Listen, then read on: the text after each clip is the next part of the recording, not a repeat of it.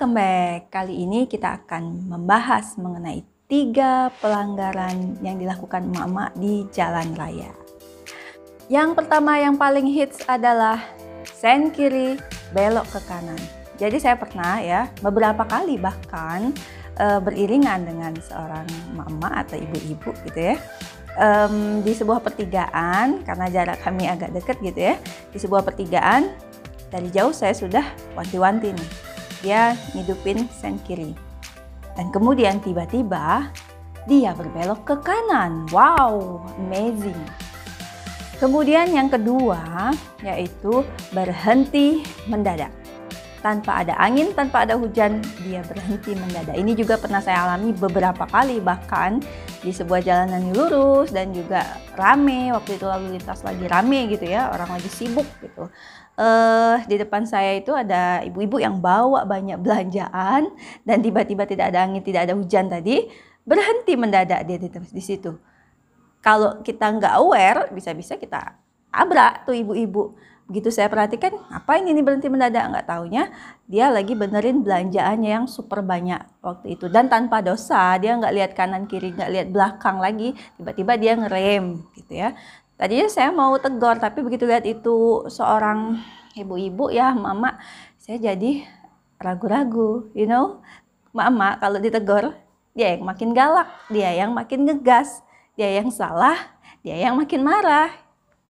Kemudian yang ketiga adalah parkir sembarangan. Ini ciri khas betul ya kalau misalnya ada acara misalnya gitu ya di suatu tempat gitu yang memang tidak menyediakan area parkir tersendiri. Biasanya kalau ada satu kendaraan ya motor ini biasanya yang diparkir melintang atau sama sekali nggak ngasih space buat yang lain, bisa dipastikan itu pasti motornya emak-emak.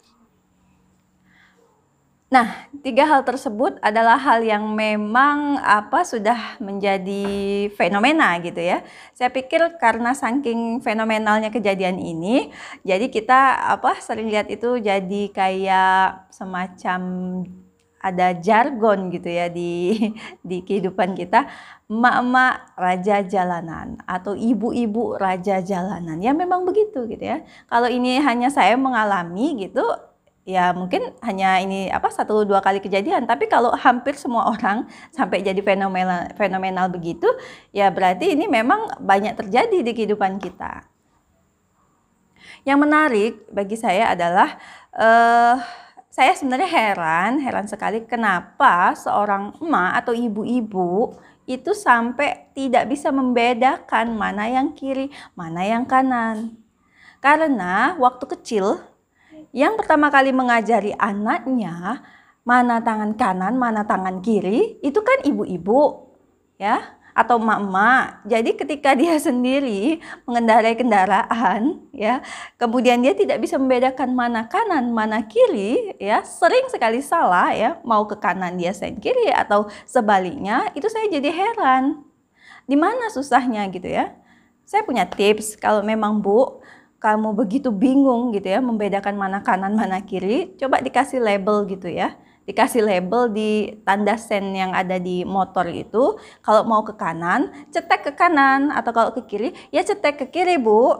Nah, kemudian yang kedua itu berhenti mendadak. Ini berbahaya sekali. Karena apa? Karena kalau misalnya yang di belakang, yang iring-iringan di belakang itu kebetulan jarak dekat, ya itu bisa terjadi tabrakan gitu Bu. Jadi kalau saya kurang tahu bagaimana peraturannya di undang-undang lalu lintas jalan raya gitu ya, tepatnya seperti apa. Tapi kalau saya akan selalu lihat ke kaca spion kalau memang mau berhenti mendadak, terpaksa berhenti mendadak, misalnya ngangkat telepon atau apa. Jadi dilihat di belakang itulah guna kaca spion gitu ya, untuk lihat adakah orang yang jaraknya terlalu dekat dengan kita. Kemudian saya biasanya kalau nggak ada tempat untuk menepi yang cukup strategis gitu, saya cetek sen kiri, jadi seolah-olah saya mau berbelok ke kiri, jadi bikin sign, bikin tanda sama yang belakang biar dia juga hati-hati nih, saya mau berhenti mendadak gini ya. Jadi selalu lihat ke belakang gitu ya, karena kalau kamu lihat kaca spion belakang, karena kalau kamu berhenti mendadak bisa-bisa ada tabrakan beruntun tuh di belakang kita, bahaya sekali Bu.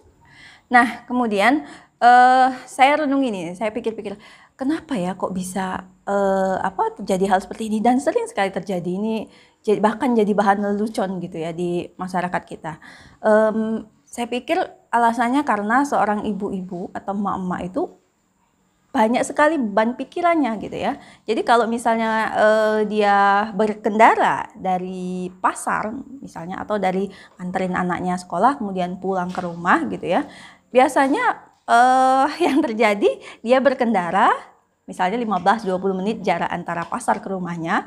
Selama waktu itu dia tidak ada atau tidak menghadirkan jiwa raganya di motor itu, di kendaraan itu. Jadi selama berkendara pikirannya sudah kemana-mana, benar nggak? Gitu ya. Jadi selama berkendara dia sudah merencanakan, habis ini mau nyuci baju, habis ini mau cuci sayuran, nasi belum dimasak, anak belum dimandikan, rumah belum disapu. Pokoknya banyak sekali yang dipikirkan oleh ibu-ibu itu ketika dia berkendara. Saya yakin betul itu. Sebenarnya kita jarang sekali benar-benar fokus ketika kita sedang berkendara, benar nggak? Tapi saya pikir setidaknya ada misalnya 20 menit gitu ya, misal dalam perjalanan kita. Selama 10 atau 15 menit hadirkan dong pikiran kita benar-benar pada momen itu ketika berkendara. Lepaskan dulu ya, biarkan dulu apa yang menanti kita di depan itu. Yang penting kita fokus karena demi keselamatan kita sendiri.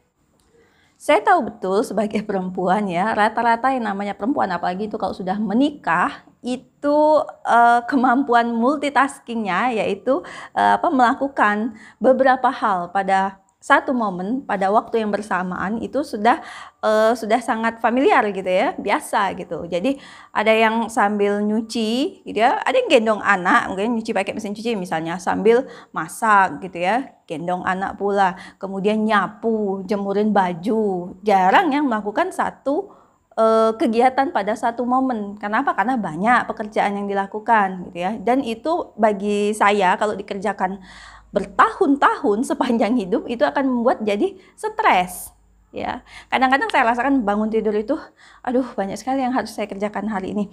Saya harus mencuci, saya kemudian harus menyetrika, kemudian masak dan sebagainya. Jadi bangun tidur itu sudah dipenuhi beban pikiran yang banyak sekali gitu ya. Jadinya bad mood. Itulah pentingnya bagi kita untuk menyederhanakan. Sederhanakan saja aktivitas kamu. Toh kita sendiri yang mengatur. Mau bagaimanapun juga pekerjaan itu tidak akan ada habisnya. Sederhanakan. Misalnya kamu biasa mengerjakan 4 hal sekaligus, 3 hal sekaligus. Sederhanakan jadi 2 hal saja. Dan usahakan melakukan segala sesuatu itu dengan sepenuhnya. Hadirkan dirimu sepenuhnya pada saat kamu masak atau menyapu. Dengan begitu, pikiranmu tidak begitu terbebani, ya, jadi lebih sehat mental, fisikmu juga tidak terlalu capek nantinya. Jadi ini memang bukan perkara yang mudah ya, karena pikiran kita biasa disetting begitu banyak dengan beban-beban atau aktivitas-aktivitas yang berderet. Tapi kalau kamu membiasakan ini, maka kamu akan mampu menata pikiran kamu sendiri, Bu ya.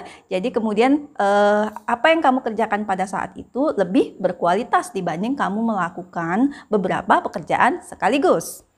Nah, kesehatan fisik dan juga mental ya itu tergantung pada bagaimana kita memanagenya ya. Perlu liburan atau sedikit refreshing yang sesuai budget kita lah ya. Itu juga penting.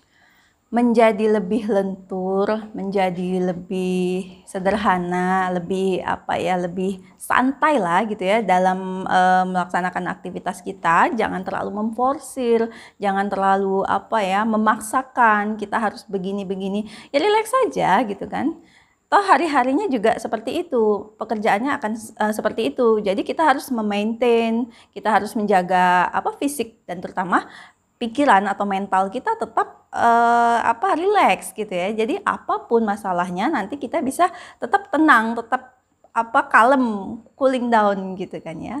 Sekali-sekali kalau mau refreshing itu it's okay ya. Pinter-pinter kita ngatur budget. Jadi Pak, bapak-bapak, para suami jangan marah kalau misalnya istrinya sekali-sekali pengen nongkrong bareng teman-temannya atau misalnya makan di kafe favorit bersama kawan-kawannya, ke Golop misalnya ya, sekedar foto-foto, it's okay, biarlah. Karena apa? Karena merefresh kembali pikiran ibu-ibu itu penting. Itu kunci kebahagiaan kamu.